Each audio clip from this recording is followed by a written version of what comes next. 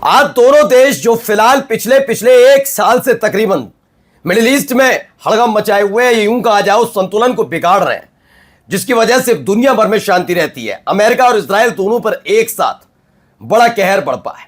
यह कहर कहां बरपा मैं आपको दिखाऊंगा।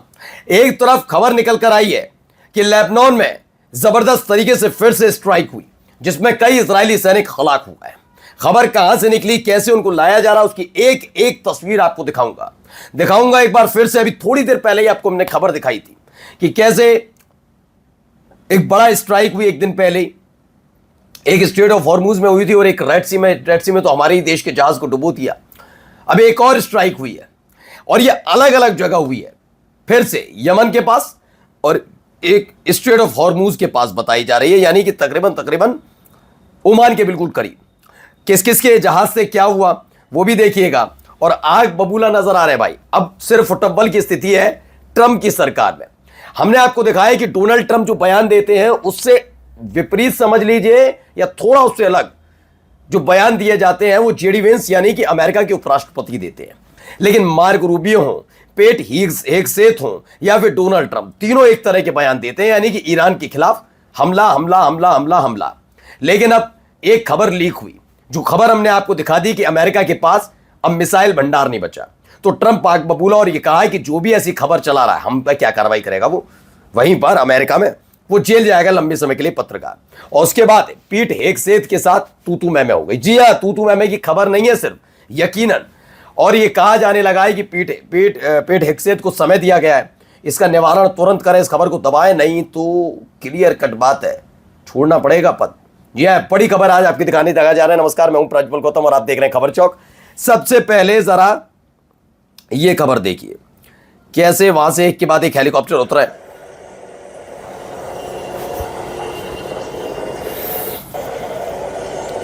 तो ये एक वीडियो निकलकर सामने आई है। 2 dead Israeli soldiers are in this helicopter, they came to Lebanon alive, they return to Israel dead.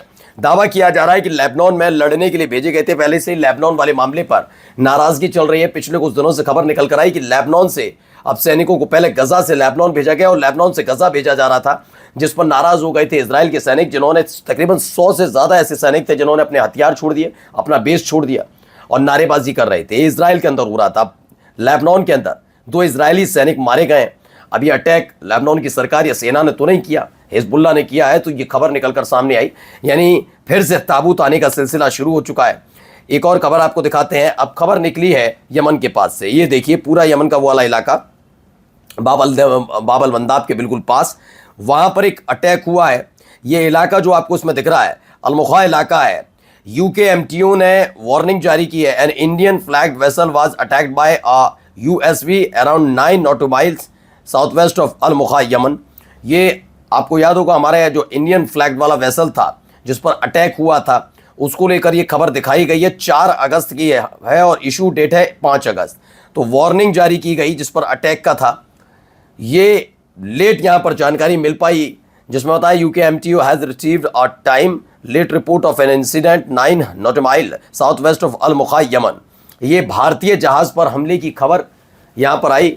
वो बात अलग कि उस पर 13 जो नाविक सवार थे, भारतीय नागरिक सवार थे, उन्हें सुरक्षित बचा लिया गया। चूंकि भारत का यमन में नहीं बल्कि सऊदी अरब के अंदर दूतावास है। खबर थी कि रियाद के अंदर जो दूतावास है वहां से लगातार कांटेक्ट किया जा रहा था यमन में। यमन के अधिकारी भी लगातार सपोर्ट कर रहे थे और हमारी देश की सरकार यानी भारत सरकार ने यमन के अधिकारियों को थैंक यू कहा था कि जिस तरीके से उन्होंने इस हमले के बाद भारतीय नाविकों को बचाने में महत्वपूर्ण भूमिका निभाई, उसको लेकर थैंक यू कहा गया था। लेकिन फिर सवाल उठाता है ये अटैक किसने किया। इस बीच एक और खबर आ गई, ये देखिए, oil tanker attempting to transit the strait of Hormuz 9 nautical mile south east of Kumzar Oman, report two large explosions. दावा किया जा रहा है कि एक ऑयल टैंकर जो स्ट्रेट ऑफ हॉर्मुज से गुजरने की कोशिश कर रहा था, यह ओमान के बिल्कुल पास वाला इलाका है, वहां पर 2 बड़े धमाके सुनाई दिए हैं। यानी यहां पर भी एक और बड़े अटैक की खबर निकल कर आई। एक दिन पहले ओमान के पास एक बड़ा हमला हुआ था, उसकी तस्वीर, उसकी वीडियो निकल कर आई थी कि कैसे वहां पर अटैक हुआ है। और अब एक और अटैक की खबर निकल कर आई जिसमें दावा किया जा रहा है कि स्ट्रेट ऑफ हॉर्मुज के पास एक ऑयल टैंकर पर अटैक हुआ है जिसमें 2 बड़े धमाके सुनाई दिए हैं।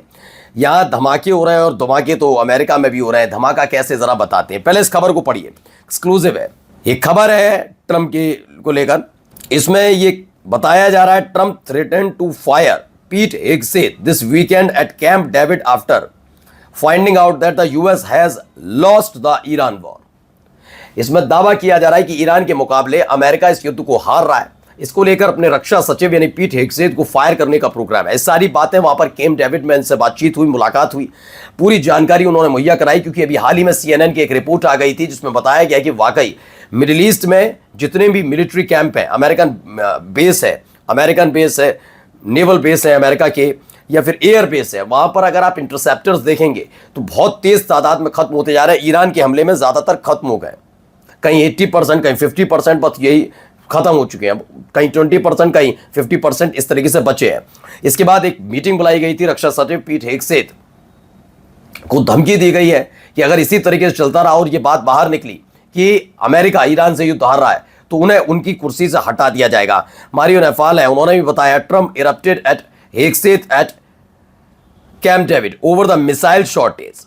तो इसमें जो अंग्रेजी में लिखा है उसे हिंदी में थोड़ा बताते हैं कि कैसे एक दूसरे पर डाला जा रहा है। कैंप डेविड में मिसाइल की कमी को लेकर ट्रंप हेगसेथ पर भड़क गए। उन्होंने और उनसे कहा कि उन्हें लगा था कि यह समस्या सुलझा ली गई है। मामले की जानकारी रखने वाले दो लोगों ने वॉशिंगटन पोस्ट को बताया कि राष्ट्रपति ने शुक्रवार को कैबिनेट मीटिंग के दौरान अपने रक्षा मंत्री से सवाल जवाब किए और जानना चाहा कि उन्हें यह क्यों नहीं बताया गया है कि मिसाइल का स्टॉक कितना हो गया है। मिसाइल का स्टॉक कितना हो गया है पहले क्यों नहीं बताया। जब लगा कुर्सी जाने वाली है तो हेगसेथ ने अपने बचाव में कहा कि कमी के लिए और ट्रंप को जानकारी न देने के लिए अपनी डिप्टी स्टीफन फिनबर्ग को जिम्मेदार बताया है। उन्होंने कहा मेरी गलती नहीं है इसमें, मुझ पर मत चिल्लाओ, ये गलती है मेरे जूनियर स्टीफन फिनबर्ग की। इस गुस्से के पीछे आंकड़े चौंकाने वाले। अकेले पहले महीने में 850 से ज्यादा टॉमहॉक और 1000 से ज्यादा पैट्रियट और थर्ड इंटरसेप्टर दागे गए। साथ ही 1300 से ज्यादा अमेरिकन टैक्टिकल बैलिस्टिक मिसाइलें भी इस्तेमाल की गई और अब ATACMS का स्टॉक लगभग खत्म हो चुका है। 28 फरवरी और 28 अप्रैल में हुए सीज फायर के बीच अमेरिका ने ईरान में 13,000 से ज्यादा ठिकानों पर हमले किए और 8,500 से ज्यादा आने वाले हथियारों और ड्रोन्स का मुकाबला किया। कुल मिलाकर इस डेटा में सब कुछ खत्म हो गया और यही बात छिपाई गई और अपने ऊपर कोई जिम्मेदारी लेने के लिए तैयार नहीं है। अब देखिए खबर क्या निकल कर आई, जरा इनको सुनिए क्या कह रहे हैं। نهایتاً بحث اسنپبک رو که راه انداختن، جنگ 12 روزه رو راه انداختن، اتفاقاتی که در 18-19 دی رخ داد، نقشه هایی که اونا داشتن کشیده بودن که در حقیقت در ذهن خودشون میتونن ایران رو مثل سوریه مثلا در عرض 48 ساعت بتونن بگیرن। तो युद्ध से समझौते की टेबल पर आए ट्रंप का ईरान के राष्ट्रपति पेजेस्कियन ने मजाक उड़ाया। उन्होंने कहा वे सीरिया की तरह ईरान को 48 घंटे में निपटाना चाहते थे, लेकिन ईरान आज भी अपने मान और सम्मान के साथ खड़ा है। अब देख लीजिए हालत हो गई। ट्रंप अपने मंत्रियों पर भड़क रहे हैं, उधर खबर आ रही है कि स्टॉक खत्म हो रहा है, इधर कह रहे हैं कि ईरान गड़गड़ गिड़गिड़ा रहा है, ईरान मौज उड़ा रहा है। नमस्कार।